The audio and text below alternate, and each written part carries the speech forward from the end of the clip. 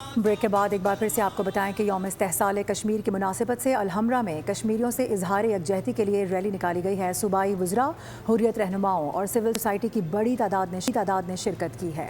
इस हवाले से मज़ीद जानते हैं नुमाइंदा बोल न्यूज़ अफजाल अब्बासी से। जी अफजाल, आगाह कीजिएगा। बिल्कुल दुनिया भर की तरह पाकिस्तान और लाहौर में भी कश्मीरी जो हैं वो आज यौम इस्तेहसाल मना रहे हैं और सूबाई वज़ीर बिलाल यासीन की क़ियादत में अलहम्रा हाल में कश्मीरियों से इजहार यकजहती के लिए रैली का भी इनेकाद किया गया।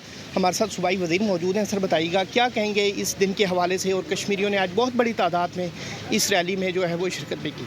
2019 में मोदी गवर्नमेंट ने इनका जो स्पेशल स्टेटस था वो आज छीना था, और आज हमें इनको रियलाइज़ करवाना है कि जिस तरह कश्मीरियों की स्ट्रगल लाजवाल स्ट्रगल है और बेमिसाल स्ट्रगल है, उनके साथ पाकिस्तान बिल्कुल इनके साथ कदम इनके साथ खड़ा है।